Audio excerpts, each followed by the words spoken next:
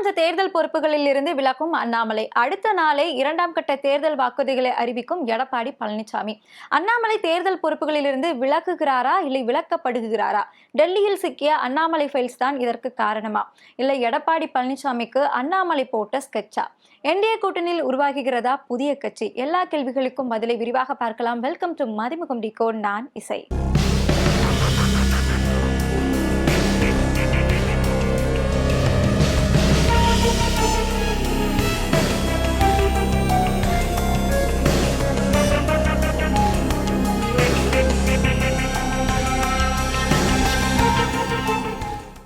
Booster சுகரை control பண்ணும், உங்க ஆரோக்கியத்தை மீட்டு தரும். சர்க்கரையை கட்டுப்படுத்துறதுக்கான எளிமையான வழிமுறை, இயற்கையான வழிமுறை. அனைத்து மருந்து கடைகளிலும் கிடைக்கும். அதாவது நம்ம ஸ்கூல் படிக்கும் போது எல்லாமே அம்மாக்கு உடம்பு சரியில்லை, அப்பாவுக்கு உடம்பு சரியில்லை, பாட்டி இறந்துட்டாங்க, தாத்தா இறந்துட்டாங்கன்னு சொல்லி ஒரு காரணத்தை சொல்லி லீவ் போடுவோம் இல்லையா? அதே மாதிரி எங்க அப்பா இறந்துட்டாங்க, அதனால சட்டமன்ற தேர்தல் பொறுப்புகள்ல இருந்து எல்லாத்திலையும் விலகுகிறேன் அப்படின்னு சொல்லிக்கிட்டே திரு அண்ணாமலை அவர்கள் ஒரு லீவ் லெட்டர் கொடுத்துக்கிறாரு.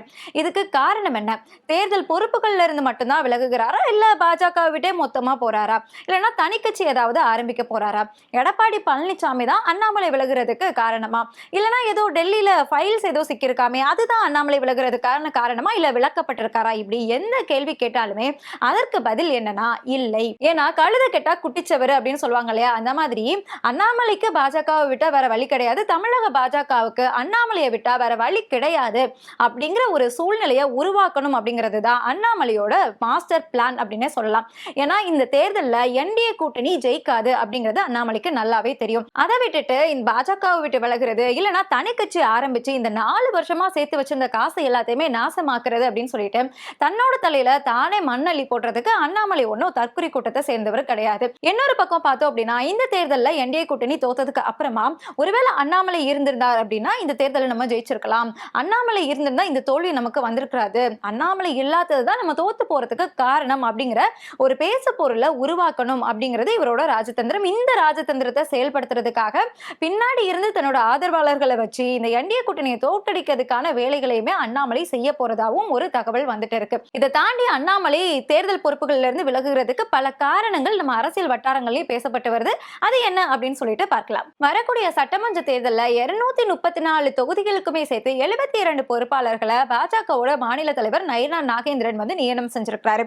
அதாவது பாஜக நேரடியா போட்டியிட போறதா சொல்லக்கூடிய ஊட்டி, திருப்பூர் வடக்கு, திருப்பரங்குன்றம் இந்த தொகுதிகள் எல்லாத்திலையுமே மத்திய அமைச்சர் எல் முருகனை நியமனம் செஞ்சுட்டு ஒரு 6 தொகுதி, அதாவது சிங்காநல்லூர், மதுரை தெற்கு, காரைக்குடி, ஸ்ரீவைகுண்டம், விருகம்பாக்கம், பத்மநாபபுரம் இந்த மாதிரியான 6 தொகுதிகளுக்கு பொறுப்பாளரா பாஜகவோட முன்னாள் மாநில தலைவர் அண்ணாமலையை நியமனம் செஞ்சிருக்காங்க. இதை தாண்டி தமிழிசை சவுந்தரராஜன், பொன் ராதாகிருஷ்ணன், எச் ராஜா இவங்க எல்லாத்துக்குமே தனித்தனி தொகுதிகளை நியமனம் ஒதுக்கி கொடுத்திருக்கிறாரு மாநில தலைவர் திரு நயினார் நாகேந்திரன் அவர்கள். இந்த பொறுப்பாளர்கள் எல்லாருமே வந்துட்டு தங்களுக்கு ஒதுக்கப்பட்ட அந்த தொகுதியில போய் தங்கி இருந்து குறைஞ்சது 2 முறையாவது பிரச்சாரம் செய்யணும் அப்படிங்கிறது தான் இங்க வந்து ரூல். ஏற்கனவே அண்ணாமலை அவர்கள் வந்து மாநில தலைவராக இருந்திருக்கிறாரு. இவரை வந்து 4 வருஷமா பாஜகவோட முகமா இருந்து அனல் பறக்க பேசி பாஜகவை வளர்த்து விட்டதுக்கு காரணமும் அண்ணாமலை தான் அப்படின்னு சொல்லப்படுது.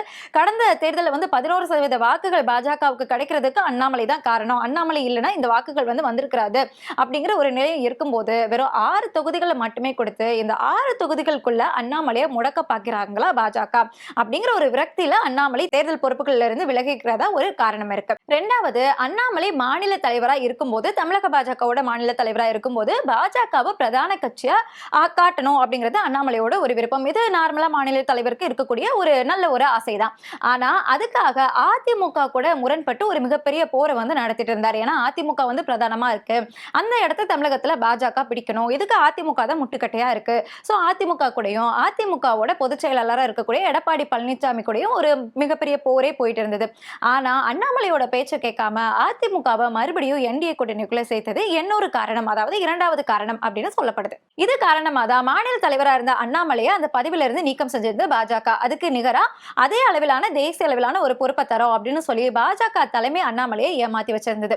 ஆனா 10 மாசம் ஆகியுமே எந்த பொறுப்புமே கொடுக்கல அப்படிங்கிற ஒரு விரக்தினால இதுக்கப்புறம் இங்க நமக்கு பொறுப்பெல்லாம் கொடுக்க போறாங்க, வெறும் 6 தொகுதிகளுக்குள்ள நம்மள முடக்கி வச்சுட்டாங்களே, நம்மள அடக்கி பாக்குறாங்க அப்படின்னு சொல்லிக்கிட்டு அந்த ஒரு காரணத்தினாலையும் அண்ணாமலை தேர்தல் பொறுப்பு பொறுப்புகள்ல இருந்து விலகி வந்ததாகவும் சொல்லப்படுது. 4வதா அதிமுக கூட்டணியில பாஜகவுக்கு 3ல 1 பங்கு, அதாவது 70 தொகுதிகள் கேட்டது பாஜக தலைமை. அண்ணாமலைக்கும் அதுதான் விருப்பம். ஆனா நாங்க 25ல இருந்து 30 சீட்டு மட்டும் தான் தருவோம்னு சொல்லிக்கிட்டு அதிமுக சொல்ல, அதுக்கும் பாஜக ஒத்துக்கிட்டு சிங்சாங் போடுறதுனால அதிமுக பாஜக எதிர்ப்பை காட்டுறதுக்காக தான் இந்த தேர்தல் பொறுப்புகள்ல இருந்து அண்ணாமலை விலகினதா இன்னொரு காரணமும் சொல்லப்படுது. இந்த காரணங்கள் எல்லாமே அரசியல் வட்டாரங்கள்ல பேசப்பட்டாலுமே நான் இதுக்கு முன்னாடியே சொன்ன மாதிரி இந்த சட்டமன்ற தேர்தலில் என்டிஏ கூட்டணி எந்த காலத்திலையும் ஜெயிக்காது அப்படிங்கிறது அண்ணாமலைக்கு நல்லாவே தெரிஞ்சு இப்படி ஒரு பழியை ஏன் நம்ம சுமந்துக்கணும், ஜெயிக்காம இருக்கிறதுக்கு அண்ணாமலை தான் காரணம். இந்த 6 தொகுதிகள், அதுவும் குறிப்பா பாஜக எந்தெந்த இடத்துல நேரடியா போட்டி போடுறாங்களோ அந்த தொகுதிகள் எல்லாத்தையுமே எல்முருகனுக்கு ஒதுக்கிட்டு ஒரு 30 தொகுதிகளை வந்து நமக்கு பக்கம் கொடுத்துருக்காங்க. இந்த தொகுதிகளை பாஜக தோத்துடுச்சு அப்படின்னா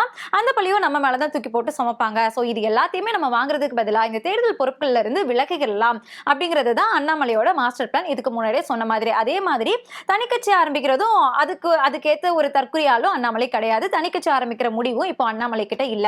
இந்த தேர்தல் முடிஞ்சதுக்கு அப்புறமா மறுபடியும் அண்ணாமலை இருந்திருந்தாருன்னு வச்சுக்கோங்களேன், அப்படி பண்ணியிருந்திருப்பாரு. அண்ணாமலை இருந்திருந்தாருன்னு வச்சுக்காங்களா, அப்படி கிழிச்சு தள்ளி இருப்பாரு. சோ அண்ணாமலைக்கு வந்து நம்ம மாநில பொறுப்பை கொடுத்துடலாம், இல்ல அப்படின்னா அண்ணாமலைக்கு ஒரு எம்பி சீட்டை கொடுத்துடலாம் அப்படிங்கிற ஒரு நிலைமையை உருவாக்கணும் அப்படிங்கிறது தான் அண்ணாமலையோட விருப்பமா இருக்கு. அதுக்கேற்ற மாதிரி தேர்தல் முடிஞ்சதுக்கு அப்புறமா மறுபடியும் பாஜகவிலேயே அண்ணாமலை சேர்த்துறதுக்கான வாய்ப்பு அதிகமா இருக்கு அப்படிங்கிறது பாஜக தரப்பில் இருந்து வரப்பட்ட ஒரு செய்தி. இது ஒரு பக்கம் இருக்க, அண்ணாமலை எப்போ தேர்தல் பொறுப்புகள்ல இருந்து விலகுகிறேன் அப்படின்னு சொன்னாலும் அதுக்கு அடுத்த நாளே 2ஆம் கட்ட தேர்தல் வாக்குறுதிகளை அறிவிச்சிருக்காரு எடப்பாடி பழனிசாமி அவர்கள். இதுக்கு முன்னாடி முதற்கட்ட தேர்தல் வாக்குறுதி அப்படின்னு சொல்லிட்டு ஒரு 5 வாக்குறுதிகளை எடப்பாடி பழனிசாமி வெளியிட்டு இருந்தாரு. அது ஒரு பேசு பொருளா மாறி இருந்து அதே மாதிரி இன்னும் ஒரு 5 பாட்டா பிரிச்சு இன்னொரு 5 இப்போ வெளியிட்டு இருக்காரு. இது ஒரு பேசு பொருளா மாற போகுது. இதுக்கப்புறமா இன்னும் கொஞ்ச நாள் கழிச்சு வேற ஏதாவது முக்கியமான சம்பவம் நடக்கும்போது அதை திசை திருப்பதற்காக இன்னும் ஒரு 5 வாக்குறுதிகளை எடப்பாடி பழனிசாமி அறிவிக்க போறாரு. இதுக்கு முன்னாடி அறிவிச்ச அந்த 5 தேர்தல் வாக்குறுதிகள்ல 1000 ரூபாய் மகளிருக்கு கொடுக்கறதே எப்படி சாத்தியமாகும், நிர்வாக திறன் வந்து எனக்கு இருக்கு, அதனால நான் வந்து 2000 ரூபாய் கொடுக்க போறேன், ஒவ்வொரு ரேஷன் அட்டைதாரர்களுக்கும் 2000 ரூபாய் கொடுக்க போறேன். அதே மாதிரி நீங்க மகளிருக்கு விடியல் பயணம் விடுறீங்களா, நான் வந்து ஆண்களுக்கு விடியல் பயணம் விடுறேன், இருக்கக்கூடிய எல்லாருக்குமே இடம் இல்லாதவர்கள் வீடு இல்லாதவர்களுக்கு நான் இடத்தோட வீடு கட்டி கொடுக்க போறேன், 100 நாள் வேலை திட்டத்தை நான் 125 நாளா மாத்த போறேன், பெண்களுக்கு 25,000 ரூபாய் மானியத்தோட 5 லட்சம் பெண்களுக்கு வந்து இருசக்கர வாகனம் வந்து வழங்க போறேன் அப்படின்னு சொல்லிட்டு ஒரு 5 வாக்குறுதிகளை கொடுத்திருந்தாரு. இப்போ அடுத்த கட்டமா இன்னும் ஒரு 5 வாக்குறுதிகளை வெளியிட்டு இருக்காரு மாண்புமிகு எதிர்க்கட்சி தலைவர் எடப்பாடி பழனிசாமி அவர்கள். அதாவது முதியோர் உள்ளிட்டோருக்கான ஓய்வூதியம் இதை வந்து 2000 ரூபாயாக உயர்த்தப்படும், வங்கிகளில் பெறப்பட்ட கல்வி கடன் முற்றிலுமாக தள்ளுபடி செய்யப்படும், வாழ்வாதார உதவியாக குடும்ப அட்டைதாரர்களுக்கு ஆண்டுக்கு 3 கேஸ் சிலிண்டர்கள் வழங்கப்படும், அதாவது வருஷத்துக்கு 3 கேஸ் சிலிண்டர் வந்து வழங்கப்படும் அப்படின்னு சொல்லியிருக்காங்க. கேஸ் சிலிண்டர் விலை ஏறிட்டு இருக்கிறதுக்கு எந்த ஒரு எதிர்ப்பையுமே தெரிவிக்காம 3 சிலிண்டர் வந்து நான் உங்களுக்கு இலவசமா தரேன் அப்படிங்கிற ஒரு வாக்குறுதியை கொடுத்திருக்கிறாரு. என்ன 4வதா ஜல்லிக்கட்டின் விளையாட்டின் போது மாடுபிடி வீரர்கள் உயிரிழக்க நேரிட்டால் அவர்களது குடும்பத்திற்கு 10 லட்சம் வழங்கப்படும், படுகாயம் அடைந்தவர்களுக்கு சிகிச்சையாக 2 லட்சம் வழங்கப்படும் அப்படின்னு ஒரு வாக்குறுதியை கொடுத்திருக்கிறாரு. இப்ப மாடுபிடி வீரர்களுக்கு வந்து திமுக அரசு வேலை தரப்படும் அப்படின்னு சொல்லிட்டு அந்த வாக்குகளை கவர் பண்ண பாக்குறதுக்காக அதுக்கு எதிராக, அதாவது பெண்களுக்கு நீங்க பஸ் விட்டீங்க அப்படின்னா நான் வந்து ஆண்களுக்கு பஸ் விடுவேன் அப்படின்னு சொன்னார் இல்லையா, நீங்க வந்து 1000 ரூபாய் கொடுத்தீங்கன்னா நான் 2000 ரூபாய் கொடுப்பேன், பாலா சரக்கா அந்த மாதிரி நீங்க மாடுபிடி வீரர்களுக்கு அரசு வேலை கொடுத்தீங்க அப்படின்னா நான் மாடுபிடி வீரர்களுக்கு வந்து இறந்து போயிட்டா அவங்க குடும்பத்துக்கு 10 லட்சம் ரூபாய் கொடுப்பேன், அது சிகிச்சை ஏதாவது அடிபட்டாங்க அப்படின்னா அதுக்காக நான் 2 லட்சம் ரூபாய் கொடுப்பேன் அப்படின்னு சொல்லிட்டு போட்டிக்கு போடியா ஒரு வாக்குறுதியை அறிவிச்சிருக்கிறாரு. அதே மாதிரி 5வது வாக்குறுதியா சிறுபான்மை வகுப்பை சேர்ந்த கிறிஸ்தவர் இஸ்லாமியர்கள் உள்ளிட்ட சிறுபான்மையினர் வகுப்பை சேர்ந்த மகளிருக்கு சுய தொழில் தொடங்குவதற்காக வட்டியில்லா கடன் வழங்கப்படும் அப்படின்னு அறிவிச்சிருக்கிறாரு. மாற்றுத்திறனாளிகள் கூட்டுறவு வங்கியில கடன் வாங்கியிருப்பாங்க இல்லையா, கூட்டுறவு வங்கி அப்படிங்கிறது நமக்கு தெரியும், அரசு வங்கி அப்படின்னு சொல்லுவாங்க, நம்ம ஊர்ல எல்லாத்துலயுமே இருக்கும். அந்த வங்கியில மாற்றுத்திறனாளிகள் ஏதாவது கடன் வாங்கியிருந்தாங்க அப்படின்னா அந்த கடனையும் தள்ளுபடி செய்யப்படும் அப்படின்னு அறிவிச்சிருக்கிறாரு. அதாவது வங்கியில வாங்கின கல்வி கடனும் தள்ளுபடி செய்யப்படும், மாற்றுத்திறனாளிகள் கூட்டுறவு வங்கியில வாங்கின அந்த கடனுமே வந்து தள்ளுபடி செய்யப்படும், சிறுபான்மை வகுப்பை சேர்ந்த மகளிருக்கு வந்து சுய தொழில் தொடங்குவதற்காக வட்டியில்லா கடன் வழங்கப்படும் சொல்லியிருக்காங்க. மாடுபிடி வீரர்களுக்கு வந்து அவங்களுக்கு ஏதாவது காயம் ஆயிடுச்சு அப்படின்னா 2 லட்சம் ரூபாய் சிகிச்சைக்கு, ஒருவேளை அவங்க உயிரிழந்துட்டாங்க அப்படின்னா உங்க குடும்பத்துக்கு வந்து 10 லட்சம் ரூபாய் கொடுக்கப்படும் அப்படின்னு சொல்லிட்டு பணத்தை அடிப்படையாக வச்சு ஒரு திட்டத்தை வந்து இப்போ மறுபடியும் 2வது கட்டமாக தேர்தல் வாக்குறுதியாக அறிவிச்சிருக்கிறாரு திரு எடப்பாடி பழனிசாமி அவர்கள். இந்த வாக்குறுதி எப்படி இருக்கு, இந்த வாக்குறுதி வந்து எந்த அளவுக்கு கை கொடுக்க போகுது அப்படிங்கிறத பொறுத்திருந்து தெரிஞ்சுக்குவோம்.